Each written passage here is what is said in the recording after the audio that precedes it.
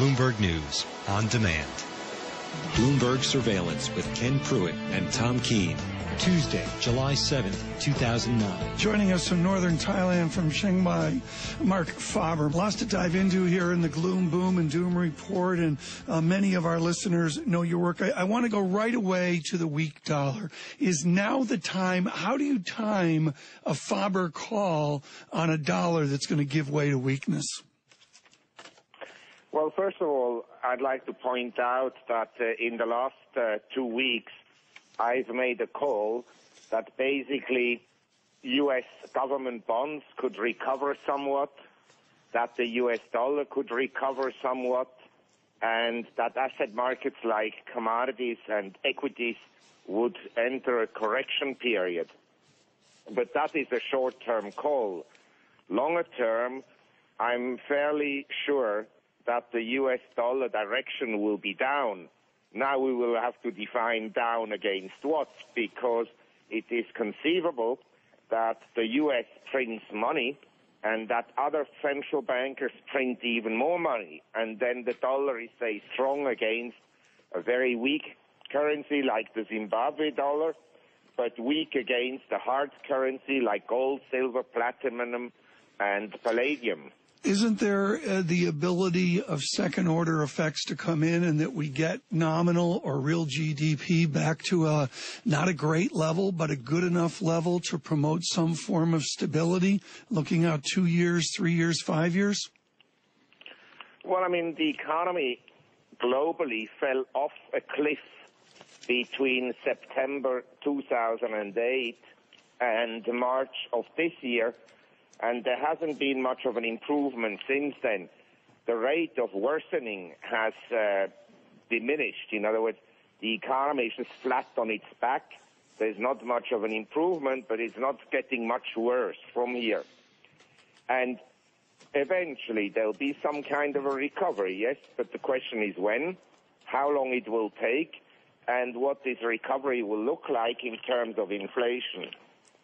Well, Mark, it seems the markets have been reacting here since last Thursday when we got the jobs report for the month of June. More people than anticipated had lost their jobs. Is that the darkest spot that you see on the economy?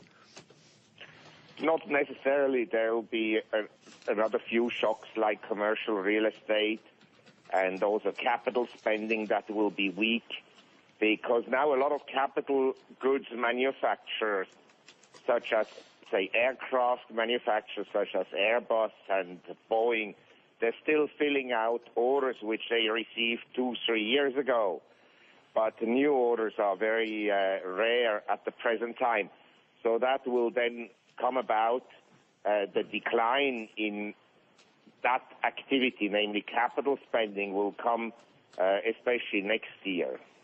But I'd like to point out, I mean, we have a government stimulus package that will increase the fiscal deficit this year to, say, $2 trillion. Officially, it's $1.8 trillion.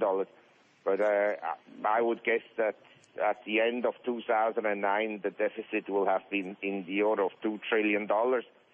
And at the same time, we have very expansionary monetary policies where the Fed essentially monetizes the Treasury's debt. And what it can do is it can lift the economy temporarily. In other words, you could have a rebound from here. Now comes 2010. If the fiscal deficit in 2010 remains at the same level and monetary policies are equally easy as today, the stimulus will be gone. The only way to have another stimulus would be to then increase the fiscal deficit. And as you've read the press and as you have maybe heard from different academics, it is likely that the further stimulus package will come about and further easing will come about.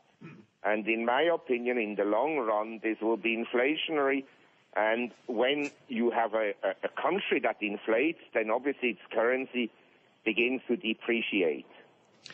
Our guest is Marc Faber of the Gloom, Boom, and Doom Report. And, Mark, the latest on that, on government spending comes from Laura Tyson, advisor to the president, who stressed that she was speaking only for herself. She was in Singapore, but she said there should be another stimulus package, and this goes along with calls by, New York Times columnist and Nobel Prize winner Paul Krugman and others, and you're saying that would be a bad idea. I think it would be a horrible idea, a terrible idea. But some people believe in the Keynesian theories that if you have an economy, then the government is in a position to steer this economy through ups and downs by creating deficits and with easy monetary policies. In theory, in textbooks, it would work if you had an economic expansion, and during the economic expansion you create large fiscal surpluses. In other words, you tax relatively heavily, and you put reserves aside, and you keep money tight. And when the economy slows down, it wouldn't collapse because there wasn't, under these conditions of increasing taxation during an economic expansion, it never comes to a boom and under tight monetary conditions. Is a distinction here, Dr. Faber, and I guess it goes back to Zurich and your PhD there and on to Whitewell and Drexel Burnham. I mean, the idea here is the relative response of other nations. Is the linchpin here to your caution the response of other nations, or is it the response of the United States? Well, basically, I'm discouraged by all governments in the world who believe that when you have had a boom, and the boom was artificially induced, in the case of the U.S., by ultra-expansionary monetary policies actually starting with the bailout of LTCM in 1998, but in particular after 2001, when the Fed fund rate was slashed down to 1% and kept at 1% until 2004, when actually the economy began to recover in November 2001. So almost 3 years into an economic expansion, you had 1% Fed fund rate, and that created a bubble in the housing market. Mark, you list one of the great books of all time here in your analysis of inflation. It's Samuelson, Coleman, and Skidmore. This is a few years ago, folks. Readings in Economics, 1952. Marc Faber, why do we have to go back to 1952 to figure out inflation? Well, I go back 200 years or 300 years to figure out inflation. There has always been in every society periods of inflation. The first well-documented one was obviously in the Roman Empire, but previous societies also had it, because it's simply very easy for governments to increase the quantity of money, and then sooner or later you get inflation, and you can hide a lot of problems, and you can shift wealth from ordinary people that work hard, the working class, and the middle class, and the academics who are teachers and professors and so forth. You can shift that wealth to the speculators. Then, Mark, how do you explain the great disinflation? If we go back to Volcker's 79 and we look at 15 or 20 years of trend here of moderation, lack of volatility, how do you explain then the success